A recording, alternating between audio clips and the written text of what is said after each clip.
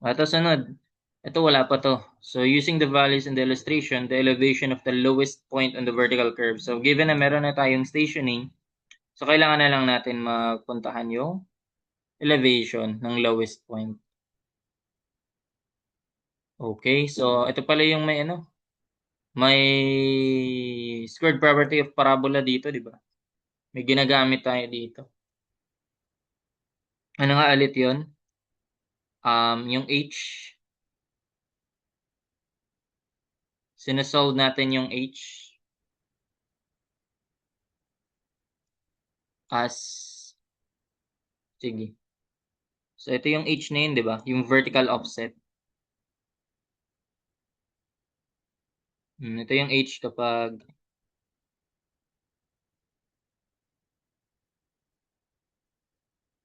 ay wait lang. Mag-attach nga ako ng figure.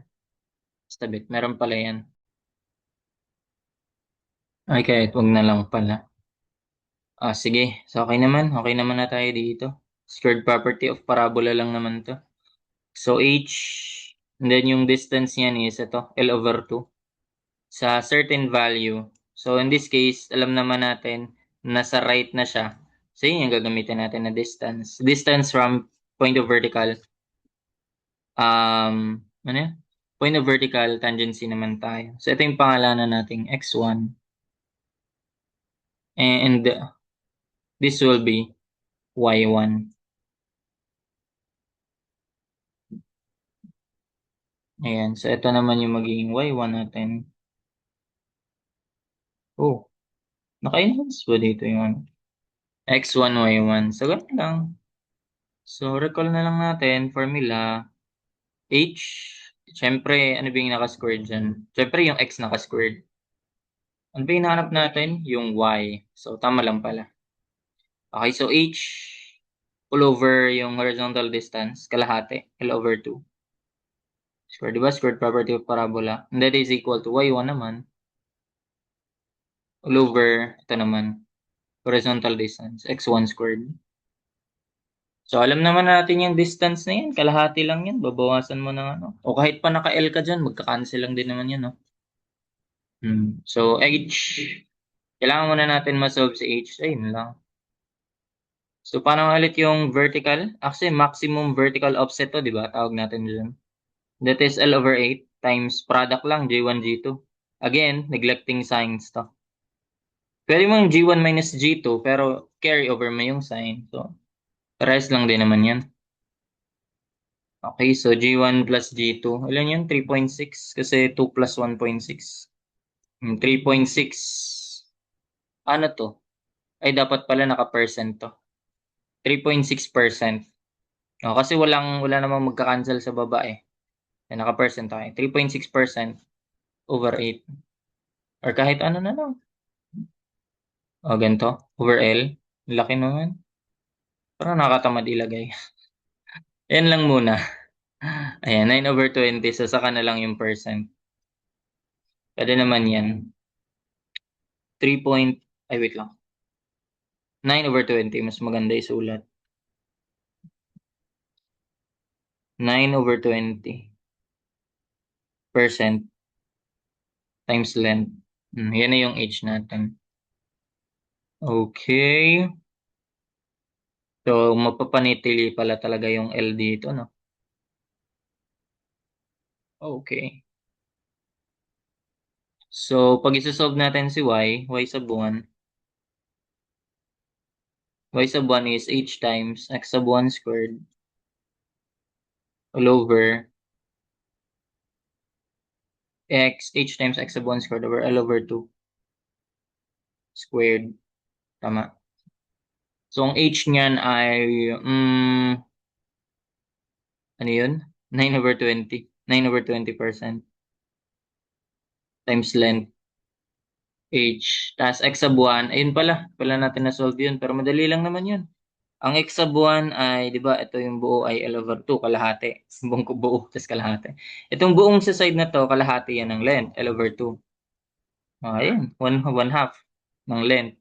Bawas mo to, 1 over 18 ng length. Ayun yung distance yan, 4 ninths. 4 ninths ng length. 4/9 ng length. Ayun na. Meron ka na value na x sub 1. 4/9 ng length.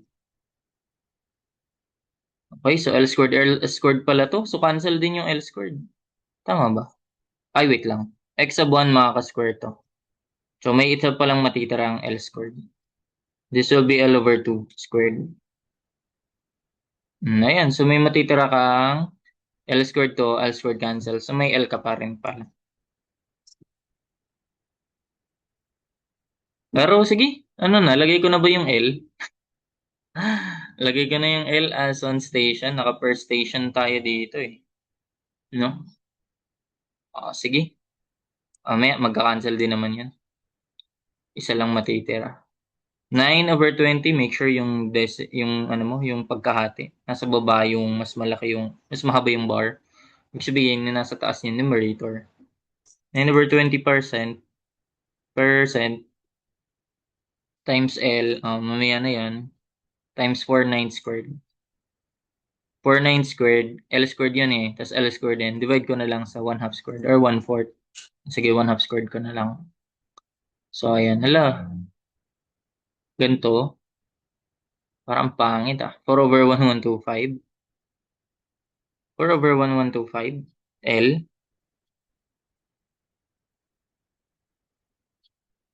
4/1125. Pwede kaya yun? As is lang L? Tatanggal kaya yan?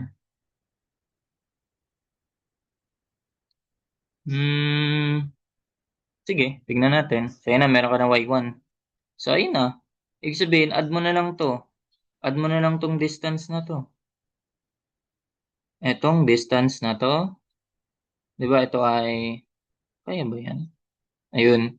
Pangit pag may arrow. Tanggalan ko ng arrow. So, itong distance na to. Pero kunin mo yung components niyan. Yung horizontal and yung vertical. At syempre, yung vertical lang i-add mo. Ayan. Ito pangalanan natin tong y sub ano. Y sub 2. O, paano yan? Di ba may G2 ka dito? Grabe yun. Ditan ko pa nga. G2 na yan eh. O, G2. Parang ano lang naman yan. G2 times yung horizontal distance. Ito, meron ka na. L over 18, no? L over 18. O, paano ba yan? Parang ano lang naman yan. Recall lang natin. Parang may tangent theta ka lang naman dyan. Diba? So, parang tangent theta is equal to opposite. Sabihin natin y to. X to. O opposite over adjacent. O, para masolve mo yung y, yung vertical distance, x times tan theta lang. Ganun. Ang tan theta, yan na yung gradient eh. O kaya G1, G2 times yung horizontal length na lang. Ganun lang siya. Okay, so ibig sabihin, para masolve natin yung y sub 2, this is just gradient times yung horizontal distance na L over 18. Okay, so dapat naka-percent tayo dito. 1.6%. Percent. 1.6% times, divide ko na lang by 18. O, yan, 1/1125 din. 1/1125 times length. Ayan na. Add mo na lang yan. So, meron ka ng elevation dito. Add mo yung y1, y2 plus y1. Yun na yung elevation nito. Wait lang. Ito. Yun yung lowest point. Yun, lowest point. Yun yung lowest point. Nakabase yan sa S1, which is yung location ng lowest point. So that is what? Elevation itong point of vertical intersection. Sige, sulat natin dito. Okay, so elevation ng lowest point. Ayan, naka-stationing tayo. Ayan, elevation ng lowest point is equal to elevation ng point of vertical intersection. Again, point of vertical intersection, aangat ka ng y2, aangat ka ng y1 plus y2 plus y2 plus y1. Ang y2 natin, yun yung, ayan. So, L over 1125. Tapos ang y1 natin ay 4 over 1125. So, total, 5.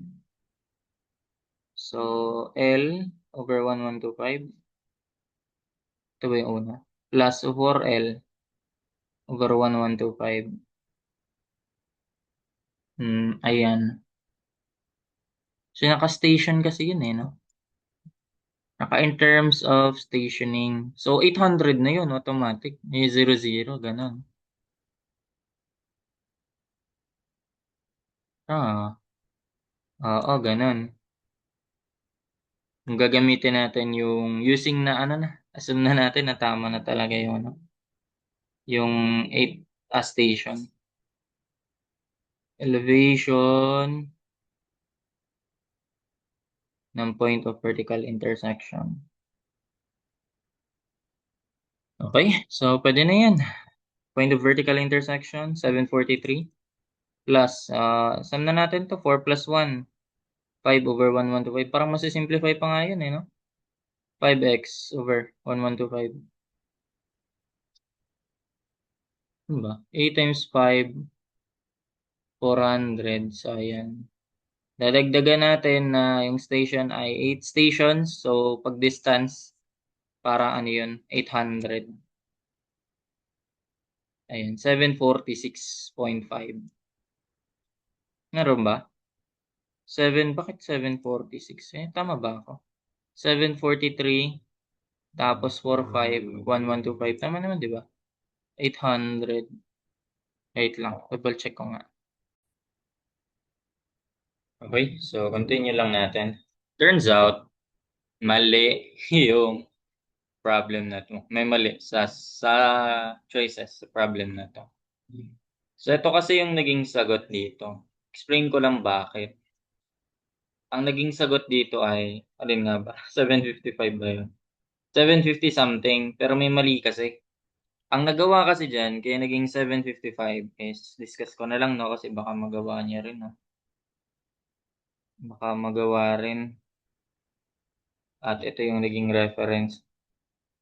Ayan, so ang ginawa kasi doon, so sakto talaga yung nakuha natin na 746.56.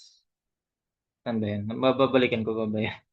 Hindi na. Babalik ko na lang. 743 plus, di ba ano yun? 5 over 1125. 5x over 1125. Ito talaga yung tamang sagot.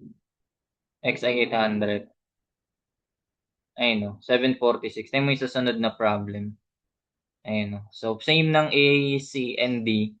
Magkaiba sila sa B. So, ito yung tamang sagot kasi. Kaya siguro dito in-include. Di ko alam. Buti na lang, di na-include. Kasi baka ito yung magamit o erroneous pa. No? So, hopefully, ito naman. Kung ma-include to sa board exam, baka ito naman tanong sa sunod. O, yan. Pagandaan nyo na. September babies. 747 yung sagot dyan. Discuss ko lang kung bakit naging sagot dun ay 755. Ang nagawa kasi dun, okay. Ang nagawa kasi, imbis na ito lang ang inad, imbes na ito lang ang i-add, itong part na to lang, ayan, itong part na to lang, ang nagawa, ito yung buong na i-add, ito yung nagamit na horizontal distance, 5/9 L. O, tignan natin ha.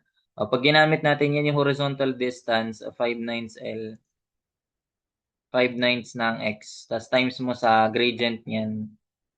Ang gradient niyan ang ginamit, 1.6 din ata yun. O, ito. Ito yung ginagamit na distance, no? Pero ito yung nagamit na grade. Kaya ayun, ganda lito-lito. 1.6%. Ang hirap kapag ito yung nasunod. O yan, 750 point something. Ayan, inad na lang tong y1. Then may pagka-error din ata doon. Kaya ang naging sagot, 750 point something. 755 yan, 755. Ay, nadagdag lang ata dyan na 4.44. Ngayon, 755. So, ayan, yun lang yung erroneous na part. Ito napalabas tong y sub 1. Or ito nga ba yung napalabas? Basta may mali sa solution kasi doon. So, ayan, hopefully na-gets naman yan. Ito yung answer, 747, yung unang sagot natin. Tama pala yan, turns out. 746. So, ito, mali ito. Yung 755 dyan. Mali yan. Iba yung nagamit ba naman kasi. Yung buong distance, yung location ng lowest point ang nagamit. Pwede yun. Pwede mo gamitin yung gradient, pero dapat, ito yung gamitin mo. Tama ba? Ito yung gradient na gamit mo. Pwede nga ituloy yan eh. Ito yung gradient gamitin mo. Pero yung distance is yung dito banda na. Kumbaga, parang in-extend mo lang tong gradient mo. Pwede rin kasing ganun. May ganun na approach eh. And in-extend mo to, hindi ka gumamit nito. Ako kasi gumamit ako nitong kabilang gradient eh. Pero mo gamitin tong 2% pa rin. Ayun, extend mo lang siya. Tapos, itong distance na to, masasolve mo. Tapos, saka mo i-add dito sa way sa buwan. Pwede rin yan. May ganun din na approach. So, ayan na. Pero, masanay kasi kapag ano na lang. Para sa akin, mas madali yung kung nasa left side pa siya, edi itong gradient na to gamitin mo, negative 2%. Pag nasa right side na, edi ito namang G2 na 1.6%. Ganun lang. Hopefully, it makes sense. And I guess that's it for this problem. And hope you learned something. Thank you. Sundan na. Ito yun, no? Ito yung original na una. Naka-fit talaga siya. Ito yung sabi ko nga na kapag metric kasi, usually 3 decimals yan hanggang 1,000, baga hanggang 999 meters muna bago mag-add yung another station. Pero kapag naka-fit yan, hanggang 100, hanggang 99 lang yan, mag-add na to. Pag 87 plus 99 na yan, ang sunod nun, 88 na. Ganun lang. So, ayun. That's it. Thank you.